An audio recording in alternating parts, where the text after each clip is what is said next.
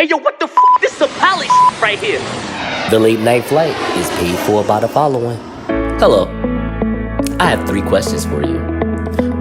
When you're talking NBA with your white coworkers, do you say that Dallas Mavericks point guard Luka Doncic is the best player in the NBA to position yourself as non-threatening in the office? And when black people think that you talk like a white person, do you reply, hey, you would too if you graduated from an HBCU? Are you Rachel Dozer? If you do or are any one of these 3, then you are suffering from the contribution of white privilege. Hi, my name is Nasur Nuru, and if you are looking to go from Wayne Newton to Wayne Brady, please give us a call at 1-800-HELL-NO-CANDIS. That's 1-800-HELL-NO-CANDIS. Give us a call now before you turn into Tay Diggs. It's a bunch of us. I'm a hand in the colony. Hold on. Everybody on they mountain, everybody marching for a young nigga like me to get tsunami on it. I'ma get it, I'ma win it, baby. I'll be on my curry till I crash your bird 40 on the tech. Yeah, I'm acting nerdy if it's at the Appalachian to the Appalachian. I'ma do whatever that they take to make a black a nation. Hold on. Let's just start with that. Okay, everybody want to know about that. First of all, I did not know until this morning. For those who don't know, we record on Sundays sometimes. So this is a Sunday, and I did not know until this morning there is a thing called a Nate Robinson challenge. So you just got people laid out on the floor. You got people laid out on the floor, I guess, pretending to be their best Nate Robinson, which is slightly rude, yet funny as hell. I mean, he walked right into that bolo. Did he not, though? Yeah, I was watching that, and I'm like, yo, he's taking an L for the Knicks. You know what I'm saying? You know he retired and don't play ball anymore. I'm like, the Knicks got to hold this up. Then, before the fight, he made this whole declaration like, yo, I'm doing this for my brothers in the NBA. I'm doing this for my kids. And he made it seem like, he was really going to be passionate about it. And then when he started fighting, like he lost all of the training and just started running towards dude and not protecting himself. So Nate Robinson did what we call the club fight. It's the club stance. When you in the club and you in VIP and somebody is staring at your girl, staring at your woman, you ain't feeling that. And, y'all lock eyes because he don't like you and you don't like what he doing. And then, boom, bottles start throwing. And what you do is lean in. And if you right-handed, that means your right fist is just out and you shuffling your feet, but you got the hand in front of you. And I don't know whether that's, if you're trying to jab somebody like that or you're just protecting your face because you're not going to get a clean punch with your hand already, full out extended. But whatever. That didn't make any sense to me. Yeah. So when he went to sleep, if you watch, right, if you go back and watch the knockdown, right? So he got knocked down before the official knockdown. Yeah. The ref slow counted though. Like Nate was done on the first knockdown when he counted and then he stopped at the 9 and then let Nate get up and get himself together. Like, all right, you cool? All right, boom. So then when he gets really knocked out and he's asleep on his face, I'm watching the aftermath. And it was at one point where he curled into the fetal position and was kind of like telling them like, nah, I'm going to just stay right here. Like, I'm going to just sleep right here. And they like, nah, you got to get up because Tyson and them got to come out and fight. But he got mad comfortable on that ground. They couldn't even give him his participation medal like they gave everybody else on that show. Like they had to just roll him out. Like, yo, you got to get out of here. Like, I can't believe you just did this to yourself. Get out. Hurry up. We got Snoop Dogg coming in 5 minutes. Snoop Dogg performance, in my opinion, hands down was the best performance though. Even though YG was a very close second though. Very close first, second. Like, he could have said, my man said that YG's performance was the best. He didn't want to put Snoop Dogg in it because he was a legend. I said, listen, whoever performs is whoever performs. And Snoop Dogg, that was fire. But YG joint, YG setup was fire too, though. That red background.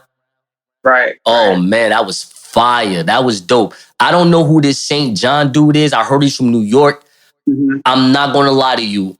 I don't like the hula hooping, gyrating style of like the new trap rapper. Like, yo, don't get me wrong. I'm cool with you dancing when you, I guess you call it rapping or you sing rapping, whatever French Montana was doing, because he couldn't hold his note either. But we'll get to that. We'll get to that later too. But my man St. John, I don't get it. Like my man was just, he was straight. Listen, I don't mean to say it like this, but he was shaking ass and he definitely looked like, I don't mean to say this, but it's the late night flight. He looked like a feminine bottom. What I didn't like that. Like I wasn't into it. But I mean, I guess that's just these young dude styles. Because in his he rolling out an album, and basically his rollout last week was him performing every track on his album in a strip club with a different stripper kind of dancing to each song and getting a bunch of money thrown at him. I thought it was pretty interesting. If you had an hour and 15 minutes to sit and watch a stripper on YouTube while listening to some good, what is it, like hip hop / R&B music? Okay, you know what? I'm gonna give it a go. Maybe I shouldn't have called him that. I'm not sorry for saying it. I said he looked like one. I'm not saying he is one. I'm just saying, if you're gonna wear, a long white tee, a long skinny white tee, tight leather black pants, a pink jean jacket that say St. John in the back, you can't say that I can't speculate if you're a feminine bottom or not. That's all I'm saying. You can't, and you look like Young Thug's dirty young cousin. You know what I'm saying? I'm just saying, you can let me speculate on that. Let me see. Not that I like the fight before Nate Robinson's fight, but I forgot his name. Jack Badu. We was making fun of his name. We thought Jack Badu was a way better name than Badu Jack. Badu Jack do sound Zulu American though, which I like, but Jack Badu is a much better name. What you think? Yeah, sure. He said sure. Yeah. That was a pretty decent fight too. You know what I'm saying? It went the distance, but they was really fighting. And the funny thing about this whole fight, right, leading up to it, everybody was like, oh, they put out like these memes and they tried to make it look official. Oh, it's an exhibition fight, so there's no knockouts. Mike and Roy agreed that nobody was going to knock each other out. Right. That there was never going to be a winner announced, and it was just going to be like this sparring match of sorts. Now, technically, they had to call it a sparring match because it's not sanctioned by whatever boxing official league there is. But Mike was trying to knock him out. Mike was trying to knock Roy Jones out. Roy Jones was trying not to get knocked out. And, it was an official fight, for what it was. And the other bouts were the same, where two of them ended in a KO. You seen where old boy got hit with the body shot and he was done up? Yeah, he was done up. That was 7th round. That was the first undercard. First fight, right. And then Nate Robinson got sticky fingered. He got sticky fingered. That was Sticky Fingers 2020 right there. I don't know if y'all remember that. You kids may not remember that, but Sticky Fingers was regarded in the time. Now, I wouldn't call him the most gangster, but just most grimy, most slimy rapper, because he was part of a group that was just, Onyx was, their first album was called Back the F Up. Their first song was called Throw Your Guns in the Air. This is what they do. And my man just got creamed by this brother, by this white. Well, it's not the fact that he a white dude, but the white dude wasn't a fighter either. And he just got clocked, and it messed up his career for the rest of his life. As far as his rap career goes, no one, took him seriously as a credible, street rap artist. That's sad. So I wonder, do you think that's going to happen with Nate Robinson, where, because he said he want to come back and still box or do MMA? Would you say like, hey, Nate, don't do that? No, I feel like, he's an athletic person, so he can definitely survive in that arena. But what he has to do is he has to take his training seriously, and he has to stick to his training. You know what I'm saying? I feel like once he threw all of that out the window and tried to go in as a street fighter or whatever style he was trying to use, and he left himself vulnerable to have what happened.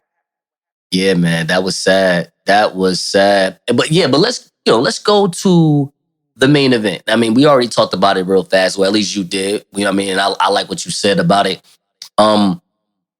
First of all, and I even though we're talking about the main event, just want to say the background, like the entrance, like how people like walk, down the ramp, whatever. I don't know, it's not a ramp, but down the walkway, I guess you want to say, with the back, with the two big LSD screens, LCD screens in the back. I like that look. You ain't like that look? I love that look. Yeah, I like the whole look. I like the whole look about this event, and like I was trying to mention earlier, this could be, especially with the pandemic going on, a new wave on how we view boxing or any other entertainment for that matter. Like when you add that hip hop element, and you start to see, like I said, you get a little mini concert in between each. Like that's multifaceted entertainment, and it's something that, like, all right, I might pay for that and have a little get together in my living room where I invite a few people over and we chill out and watch this joint. All right, so real fast, let's just go through the fight real fast. So it went, excuse me, y'all. It lasted 8 rounds.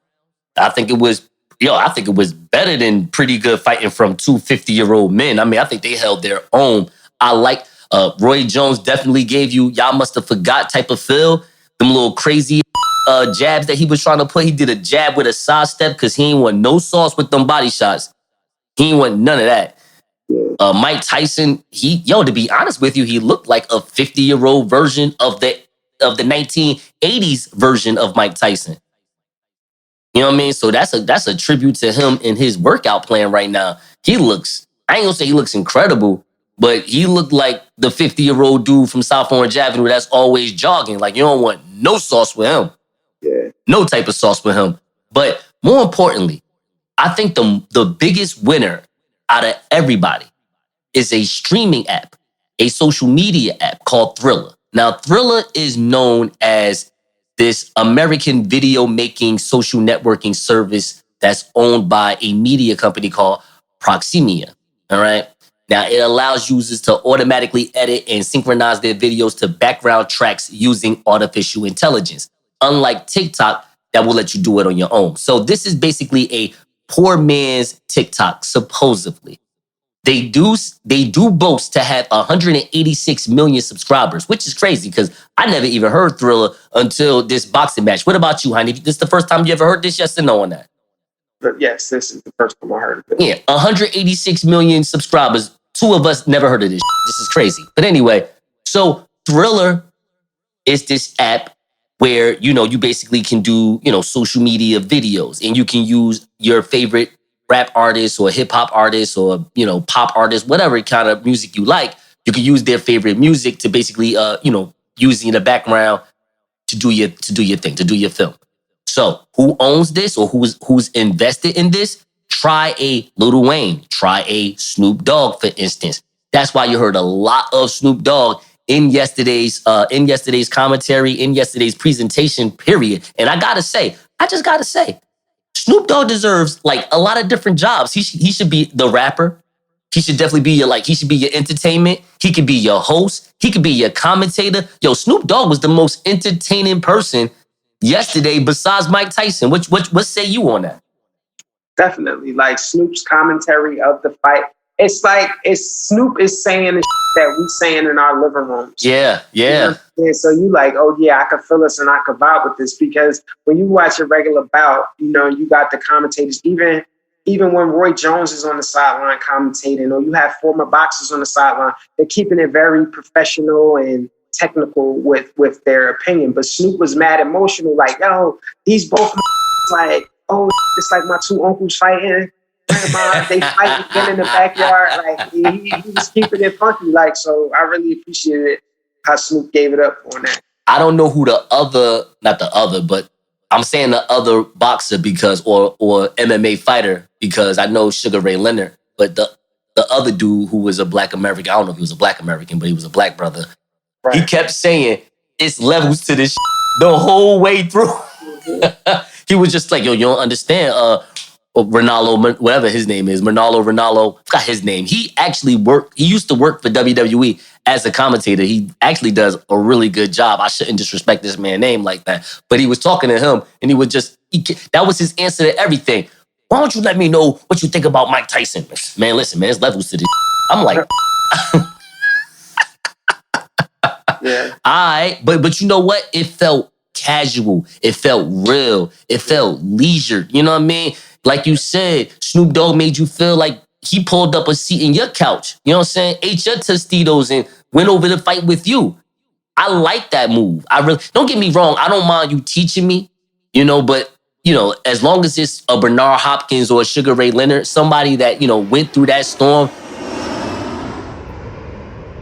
And now a segment where we prank call America's essential workers in a segment we call Protivities. Then leave, drift then leave. Get that bread, get that head, then leave. Peace out. I'm sorry, but the person you called has a voicemail box that has not been set up yet. Never want to answer though. What is that? How they gonna get this money? How are they gonna get this money if they don't answer the phone? Oh, somebody calling me back. We got somebody calling me back. Somebody calling me back. Yeah, hello, what's up? You called?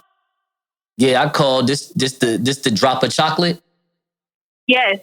Oh, what's good? How you? Fine to you. I'm good. Can't complain. I'm over here thinking about getting some chocolate dropped on me. Wait, did that one sound right? You know what I'm talking about? Did you want to call? I'm embarrassed. I don't believe I just said that out loud. That's not a fetish. Okay. That's not what I want. Okay. Okay, thank you. In call? Yeah, I'll take an in call. You're not the police, are you? What? No, please. I'm too funny to be the police. And handsome. Okay, I'm in Manhattan. You in New York? Yes. I'm in Jersey, but I drive, so that's not a problem. Okay. A quick visit is 80, a half hour is 140, and an hour is 180. 180? Mm-hmm. So, I'll do 180. I'll do 180 for it's an hour, you said, right? Yeah. So I give you 2. You'll even give me 2 hours? No, pops, baby. 2 within that hour. You say you give me 2 condoms? 2 pops. Oh, 2 pops. Wait. Oh, I get you. I got you. I'm sorry. I'm like 2 fathers. What the hell I want that for? But anyway, okay. All right. So I just got all right. I got 2 quick questions because all this sounds good. I'm cool with that. You in Manhattan? Yeah. All right, cool. That's easy. Fine. Cool. All right. And okay, so here goes my thing. You want 180 for an hour? Fine. I'll give you 200 for an hour, but I want my lick. Oh, see, you're going to have to find somebody that's into that because I don't lick butt. That's that. You don't do that? Hell no. But it's for 200. Hey, yo, what the f***? This is a palace right here. Who are the real kings of comedy? Is it Kevin Hart? Have you heard his last special? According to some people would say no, because that last special sucked. Or is it Dave Chappelle? Because, you know, he getting Netflix to do gangster for him because, you know, he's just a gangster motherfucker. What say you, honey? So we are all familiar with the Kings of Comedy special, where you had the tour of comedians such as D.L. Hughley, Steve Harvey, Cedric the Entertainer, and Bernie Mac. Most important comedy special ever in American comedy, in my opinion. But continue. Most important. You know, in that, like, they claim the title, and it's sort of like, you know, you claim it because nobody else is claiming it. What? That's not nice. Come on. That's not nice. But it's not necessarily a mandate, or, you know, it's basically nobody else is trying to compete with you for that title. So you get to say that, hey, I'm the king of comedy. And I don't think that those gentlemen, maybe with the exception of Bernie Mac, would be the kings of comedy. Well, hold on.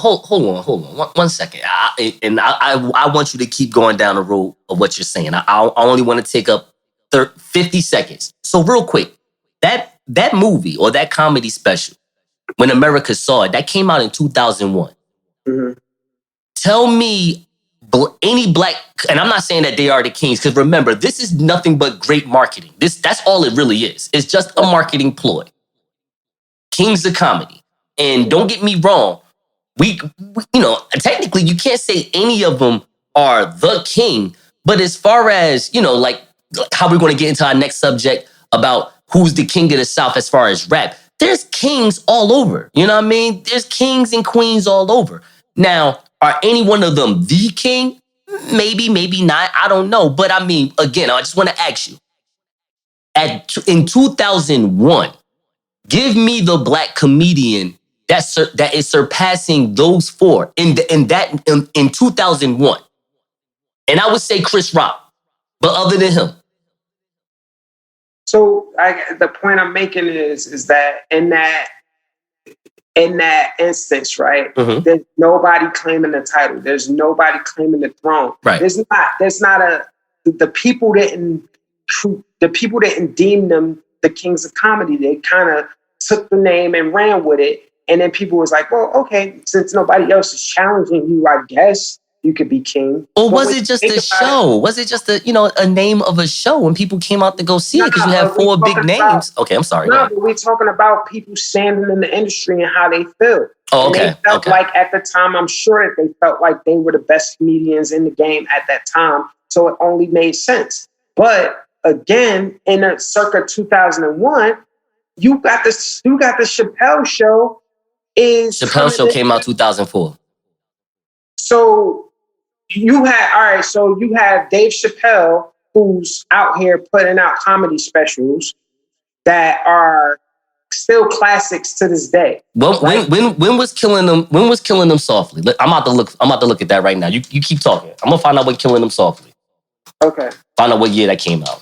At any rate, Dave Chappelle was active, and if Dave Chappelle is active, you don't get to exclude him from the Kings of Comedy at that point. Okay, you know but when all four of them had TV specials, though, the four that was on Kings of Comedy, all four of them was on television. Not Dave Chappelle. Oh, okay, and this did come out in 2000. I want America to know that. So Hanif does. So far, I'm giving him this, but I will concede to Dave Chappelle as far as Killing Them Softly came out in 2000. That was a classic. Dave Chappelle can have an argument about, I don't know about being a king, but, being in the conversation. Because again, Dave Chappelle wasn't on the level of these four gentlemen at that time. That's all I'm saying about that. All right. So when we look at the Kings of Comedy special, right? Yes. If you think about it, the only ones that hold up that are timeless was Cedric the Entertainer and Bernie Mac. You know what I'm saying? Steve Harvey and D.L. Hughley gave, pretty average, their sets were pretty average, and then they don't age well. You know what I'm saying? So if we keep it a buck, like they got there by, and I guess if you want to just look at it in terms of, they had shows at the time, but even with that, you know what I'm saying? The Steve Harvey show was dope. I'm not going to even front. I used to watch the Steve Harvey show. I used to watch the Bernie Mac show. I watched D.L. Hughley's show for whatever, but I could do without it. I mean, out of all the TV shows, that was probably the worst one. The D.L. Hughley show was probably the worst one. But the Bernie Mac show was good. And again, if we looking at it in the grand scheme of things, but the point is, all right. So here we are. Fast forward to today, and who we might consider the Kings of Comedy, right? Dave Chappelle's still in that conversation. You have Kevin Hart.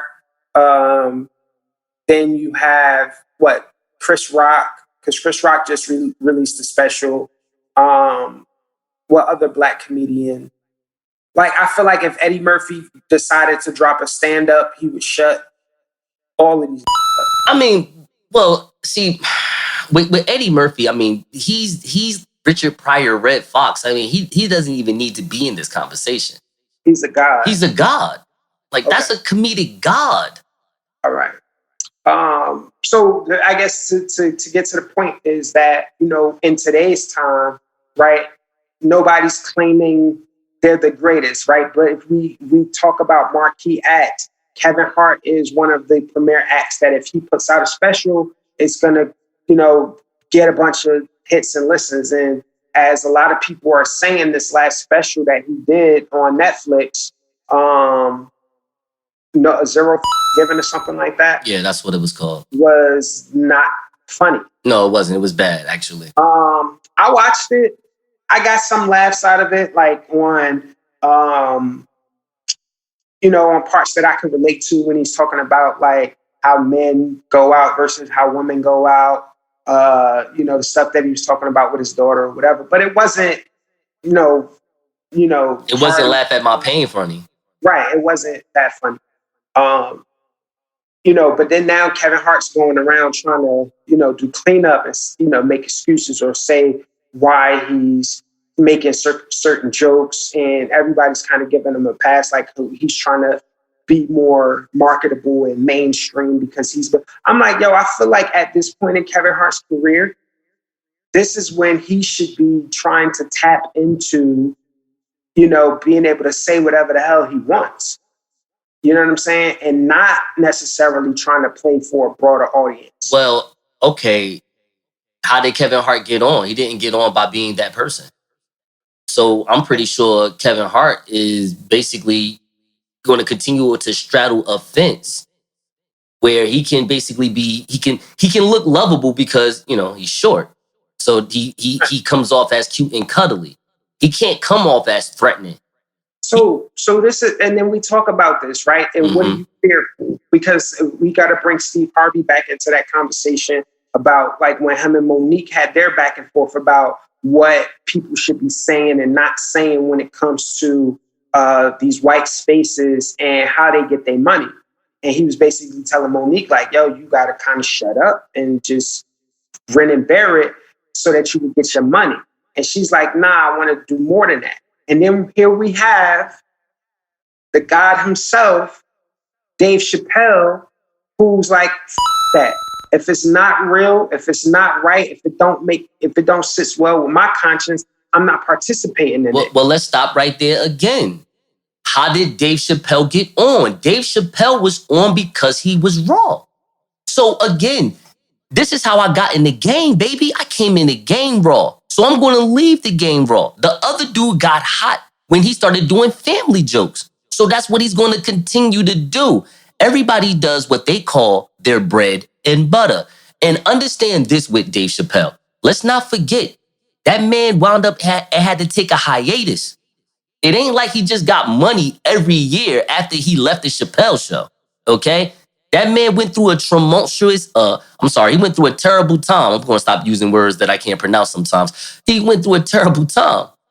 Yeah, but think about it like this, right? So this is... I'm just saying, but okay, to me, you know, and I'll let you make your point. I'm just saying that he went through this time where he's not relevant, not making money, not the best comedian in the world because he's not even in that limelight. And even during the time where he did make Killing Him Softly and the other special that he did in San Francisco when he was in the Chappelle show, Dave Chappelle, Chris Rock was out here having 4 or 5 specials already. I mean, Chris Rock, if anybody wants to say they're the king of comedy, especially in Black America, that man, if anybody, and I'm not even talking about, of course, you know, the God Eddie Murphy. We're talking about Chris Rock, Dave Chappelle, Kevin Hart, Monique, your Bernie Macs, your Steve Harveys, D.L. Hughley, Cedric's, yada, yada, yada, Godfrey, Earthquake, all these guys, all right? That guy can say he's the king. He is, like, he basically ran stand-up for near a decade while Cat Williams and Kevin Hart was on the ascension. So a lot of people don't like Chris Rock. A lot of people in the Black community, young Black Americans, don't like Chris Rock, don't find him funny. But for some reason, in the late 90s and early 2000s, he was known as the best comedian in America. I don't understand why he never gets that shot. as saying that he's the king of comedy. Because to your credit, I get what you're saying about, okay, the Kings of Comedy stand-up special as far as these four men being claimed as kings. Well, it only lived up 50% because D.L. Hughley's performance wasn't all that. And Steve Harvey as a host didn't get to showcase him as a stand-up special type of comedian. But it did showcase that he's a really good entertainer. And understand this, Monique can't say this nothing about this gender or gender black shit about her not getting any opportunities because they gave you a late night talk show. You've been on TV. You've won an Academy Award. Meanwhile, Steve Harvey had a show. He had a couple TV shows. And now he's the hardest working man on television. Family Feud. He's hosting the Miss Universe events. He has one of the best morning shows in America. This man works hard. And him being the image of Black Americans in media, while his daughter is just dating everybody from Future to Michael B. Jordan and God, Michael B. What the is wrong with you, man? Yeah, but that's beside the point, though. I'm sorry. I just don't understand. You're supposed to be the sexiest man alive, and you want to around with Future's ex. Never mind. I'm sorry.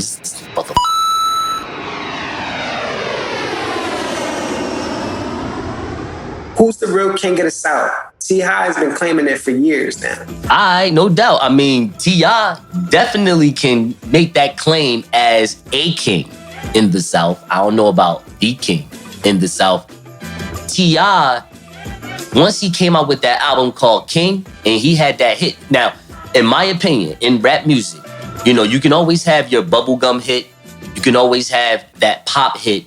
But in my opinion, this is just my speculation, not only as a songwriter, just as a young Black American who loves him some hip hop.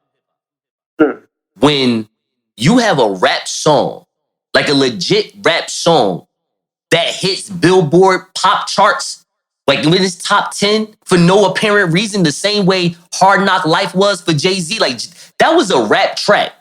You know what I'm saying? Mm-hmm. Don't get me wrong. It's the Annie sample that made everybody go gaga. But that was that was a street track. Yeah. And it went, it extrapolated into something great. And what you know about that was the song for T.I. that got him to another stratosphere, in my opinion. Yeah. I ain't saying it's his biggest hit, but it's definitely the hit that took him from Atlanta to the world, in my opinion. Yeah. You know what I mean? So with that being said, when you do things like that, you can go to the jeweler and be like, yo, can you make me a crown? Because it needs to be on top of my head. I'll give him that.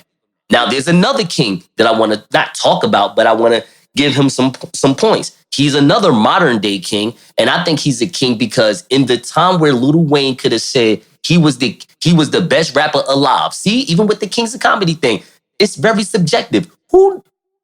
At the time, I may say that Lil Wayne was the best rapper alive only because he was the motherfucker saying it, and it wasn't nobody at that time better than him. So I'm like, sure, he's the best rapper alive. I'll take that. It's funny. It's a dope gimmick. But somebody took that heat from him, and his name was Rick Ross. Rick Ross deserves to be showcased as a king in the South. Not the king, a king. Now, to answer this question, even though Jay Prince may be the king of street gangster Houston, Scarface is the king of the South. He is the first to have T.I.'s success. He's the first to have T.I.'s success. He's the first to have Rick Ross' success. And he did it in Houston. He did it in a state where basically there were not a mainstream rap. That place wasn't a mainstream rap location yet. It was New York and it was a little bit of LA.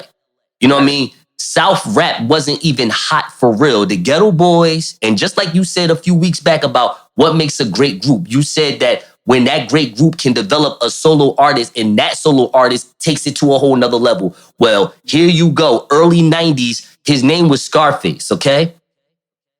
Scarface, in my opinion, is the king of the South, man. He has done everything that your Ludacris, that your T.I.'s, that your Rick Ross, that your Trick Daddies, that even your Little John as the king of crunk in the South has already done. What say you?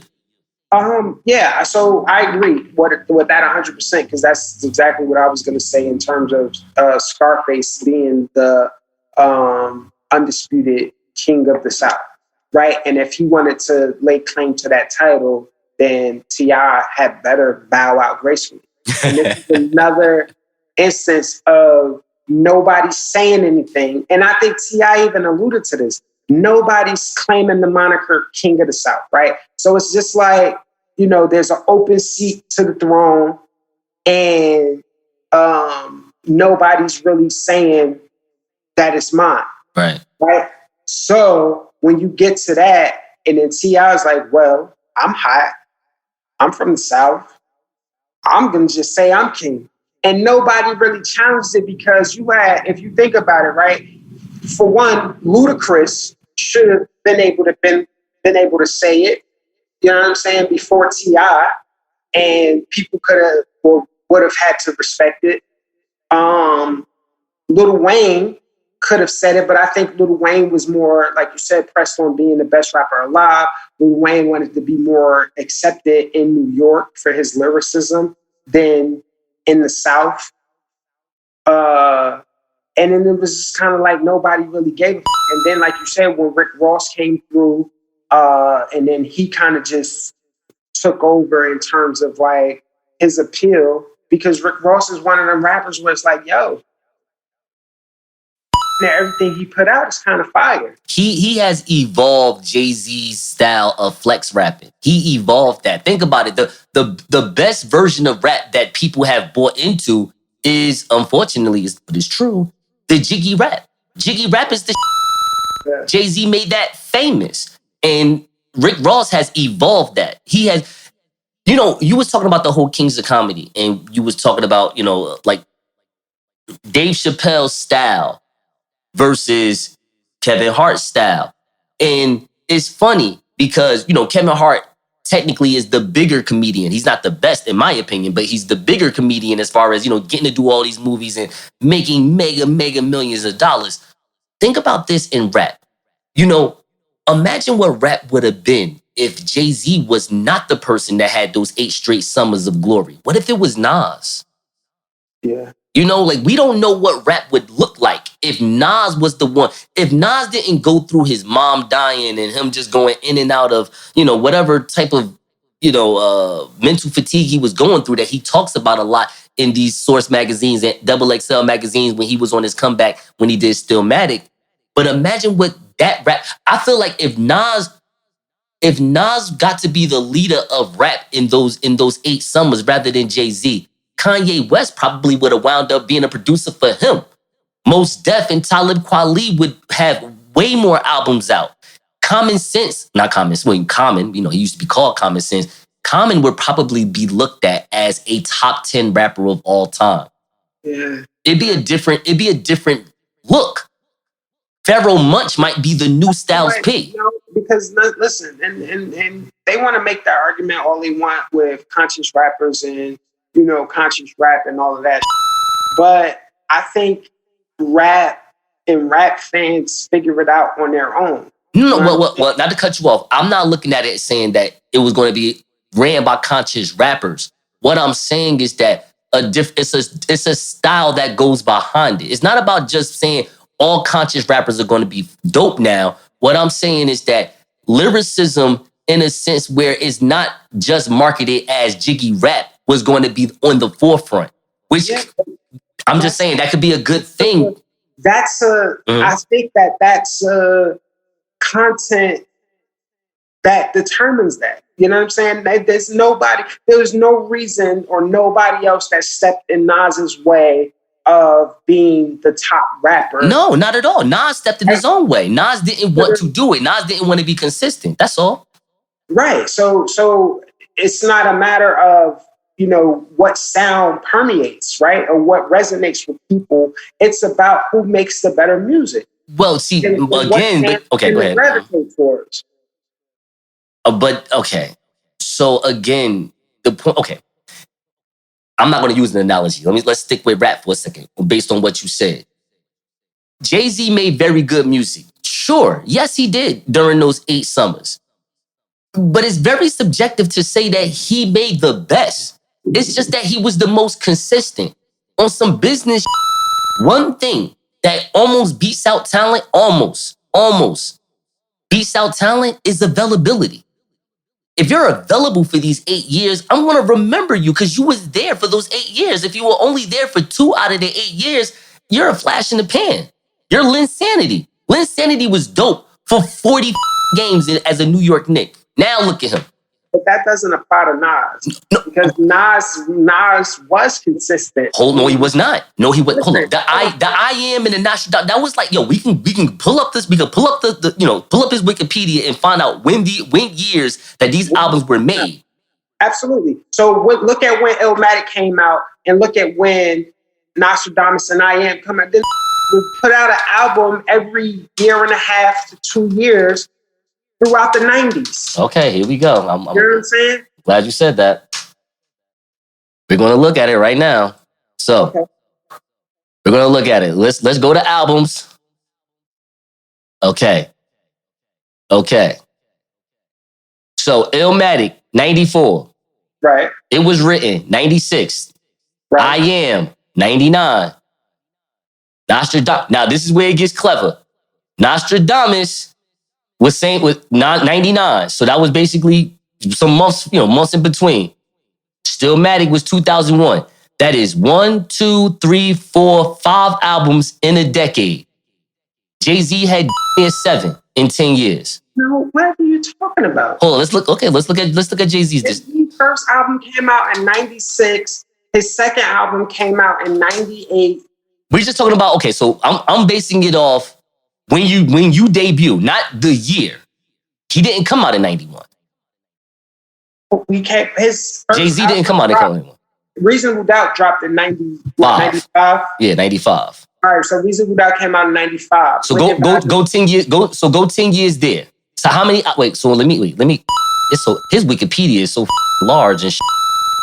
So Nas put out. Hold on. So you're saying that Nas put out 5 albums in 10 years. So from 94. Okay, matter of fact, from 94 to 2004. Let me do it like that. So he did 1, 2, 3, 4, 5, 6, 7.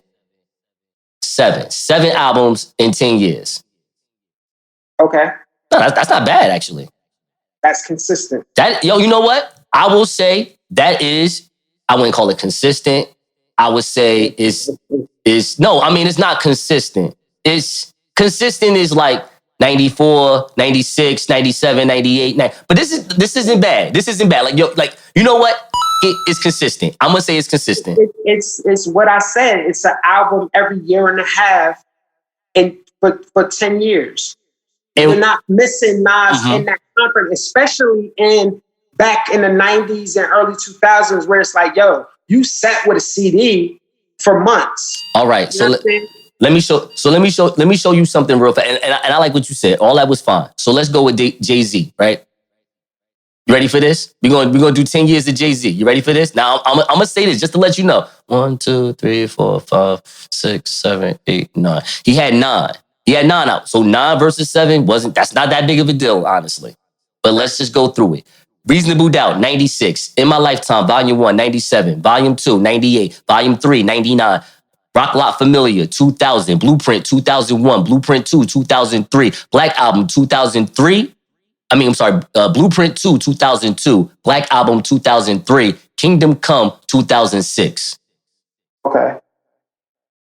So he was a tad more consistent. A tad. I mean, but to your credit, you kind of shut me up on that. However, the point that I'm making is that little inkling, that little period, that little dot of consistency that Jay-Z had a little bit that was over Nas. It basically, what I'm saying is that his style got to be the style for rap. Like that got to be the forefront. His style. That's all I'm saying. Because think about the Jay-Z right now. The Jay-Z right now, I'm not saying is like more Nas. I'm just saying that he's definitely more, he's open to showcase, black diplomacy. Let's say that. Hey, yo, what the f***? This is a palace right here. Do women love kings with or without. T.I. thinks women like men with. Yeah, so T.I. on his podcast was making a statement that, you know, women tend to gravitate towards men who have other women in their midst. Like, other women show attention to this man and they like him and they gravitate towards him. And women tend to be attracted to that. If you have a man who doesn't have any woman that's checking for him, then women typically don't want to give time either. But what they were saying, I mean, I guess T.I. was alluding to that if you're attracted to those type of men, then that's why you're going to end up dealing with men who aren't monogamous. And I think that's where the backlash is coming from, because women are you know, coming out, or people on social media are coming out saying like, oh, T.I. is speaking out of turn again on women and, you know, how they think and how they interact. From my experience and conversations and things that I have, I think, you know, what he was saying was true in terms of women might be attracted to the same qualities. So you have multiple women who are attracted to one man for whatever reason. What happens after that, I don't know. Like, it's up for debate because, again, I've heard a lot of women say like they like men who are mean to other women or who don't give other women any attention. And they don't like men who kind of are friendly with a lot of women. I've been accused of it myself, in fact. Oh, have you? I'm too friendly with women. Oh, have you? Yeah. And I appear to be a... I can see that. No, you know what though? That's actually a fair assessment. Now, by definition, it's just an appearance. Sure. Is you appear? No, I can see, because the things that you want to happen. I mean, you've been on this podcast for at least 23 episodes talking about how you want to normalize cheating, how you think it's okay for women, or I mean, for women to be friends with their ex, and not just like normal friends. We're talking about, why can't they hold hands and eat at the diner before she comes see you? You know, you say some weird things that are very socially awkward. And to your credit, you are looking to evolutionize, or well, you're looking to re-evolutionize the chemistry of men and women. But the detriment to your theory is you're f***ing up the attraction of the two. You're convoluting what platonic friendship really is and trying to ease that in with some type of intimacy. And you know, it shouldn't work like that. I get it, but it shouldn't work like that. You know, if you're in a friend zone, then, you know, either be that person's friend or, you know, talk to someone else. As simple as that. There's too many people out here in the world to just, you know, hey, look, as a man that is caught up in the friend zone with a couple women myself, you know, I have to admit, you know, it's my job to at least counter that with other women. I need more options. Because guess what? When you have more options and you're not spending time with the people that are making you their friends and putting you in their friend zone, you know what they're going to start doing? Hitting you up. Yo, why you don't hit me up anymore? Oh, I've been busy. Busy doing what? I've been with Stephanie. What? Who the hell is Stephanie? Yeah. And now all of a sudden, she's trying to find some way to get that time that you're giving to Stephanie, you know, back to her. Yeah. Women don't know how to be platonic. Oh, no. Yes, they do. They do. Oh, see. They do. But only for their own benefit, though. But continue. Let me explain what I mean, right? Mm-hmm. Because I feel like women will dangle the platonic carrot, so to speak, right? And they'll say, listen, whether they don't see you in that way or they just want to be friends or they're trying to figure things out or whatever, right? So boom, they set the tone. Yeah. They put us in the friend zone, quote unquote, right? And it's the friend zone works when the man doesn't want to be in the friend zone. Because as long as I keep him at bay, but he's giving me everything that I need, that makes me feel that, you know, I could rely on this person. I could talk to him about things. I could even share some intimate things with him. with the exception of sex, I'm totally cool with that. But as soon as the man realizes that, hey, this is strictly platonic and I'm going to treat it accordingly, and I start acting with her the same way that I act with my homeboys who I'm friends with, then she feels slighted in a way. Because the platonic aspect of the friendship doesn't carry the same benefits that gray area does. Because she's a woman. She's not a man. See, this is where it starts getting crazy, because she don't technically want to be one of the fellas. She's using that as, as smoke for the other dude. Like, oh, I'm about to go hang out with my friends. This ain't about nothing serious. She over here about to find out another option. Or, I mean, she's hanging out with some other options. That's all that is. That's just, because think about it. One thing about women, I have to, give them this respect, because they're not getting this respect as much as men. Men have the liberty to just roam the around out loud, and no one really can say anything. When women do that, they can get easily labeled. So they have to, I ain't saying they have to, but they are coming up with these scenarios to make themselves seem, I don't want to call them pure, but innocent. Hey, I'm not just trying to talk to these other three dudes, but hey, I'm single. I don't see why I can't. So, but they got to make up something for you to not catch an attitude, because we get emotional when we find out that the women that we really like are seeing someone else, and it is what it is with that. But the difference between men and women with that is, it doesn't make me chase you more because you're talking to someone else. It almost makes me not want to talk to you. And that's sad, but it's true. With women kind of want to chase you when you have someone else. I don't know what that's about. I think that's when you got to talk to a woman about that. But yo, it's clear as day. Yo, my ex-girlfriend, I ain't seen my ex-girlfriend in 3 years before we wound up being together again. But I'll never forget the day I told her, hey, it's great to see you.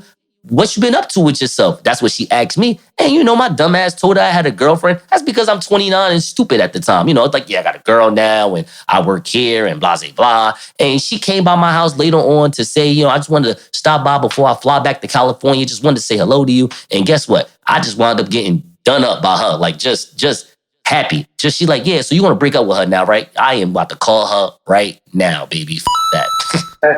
I'm about to call her right now. I'm breaking this up, baby. I'm so sorry. What was I thinking?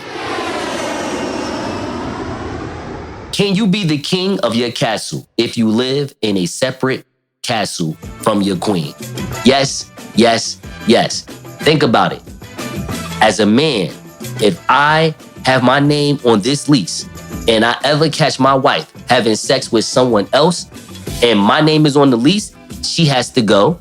Everybody has to go, except me, because my name is on the lease. But here's the thing.